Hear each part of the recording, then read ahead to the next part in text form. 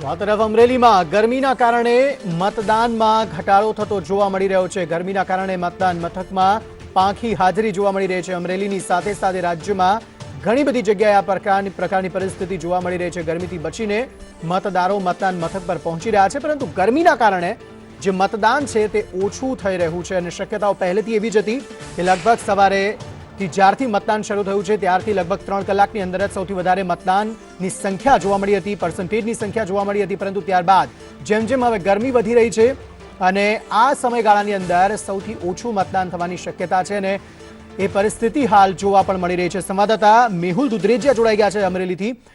મેહુલ, અમરેલીમાં જો ખાસ કરીને વાત કરીએ તો ગરમીના કારણે ક્યાંક મતદાતાઓની સંખ્યામાં ઘટાડો જોવા મળી રહ્યો છે, જે મતદાન છે તે હાલ ઓછું જોવા મળી રહ્યું છે।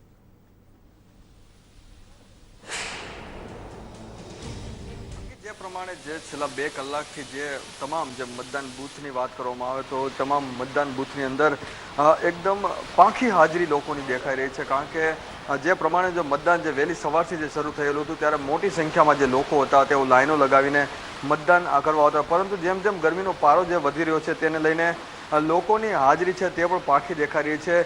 એકલ દોકલ જે વ્યક્તિ જે છે તેઓ અત્યારે મતદાન બૂથ સુધી આવી રહ્યા છે, કારણ કે જે પ્રમાણે જે ગરમી વધી રહી છે તેને લઈને આ જે મતદાન જે છેલ્લા 2 કલાકથી સ્થગિત થઈ ગયું તેવું કહી શકાય, કારણ કે તમામ બૂથની આ જ પ્રકારની જે પરિસ્થિતિ છે। અમરેલી જિલ્લાની જો વાત કરવામાં આવે 24% જેટલું મતદાન 12 વાગ્યા સુધીમાં થયું હતું, ત્યારબાદનું જે મતદાન છે તે 31 થી 32% જેટલું પહોંચ્યું છે, પરંતુ જે પ્રમાણે એક ચિંતાજનક સ્થિતિ અત્યારે ઉભરી આવી છે, કારણ કે જે તમામ મતદાન બૂથની અંદર લોકો આવી નથી રહ્યા, કારણ કે એની પાછળનું મુખ્ય કારણ ગરમી છે। આ સાથે મતદારોમાં લોકસભા ઇલેક્શનને લઈને પણ ક્યાંક ઉત્સાહ ઓછો દેખાઈ રહ્યો તેવું પણ લાગી રહ્યું છે। ત્યારે જે પ્રમાણે જે મતદાન જે ગઈ ચૂંટણીમાં જે થયેલું હતું તેનાથી ઓછું મતદાન થશે તેવી પણ શક્યતા હાલ દેખાઈ રહી છે। અંકિત।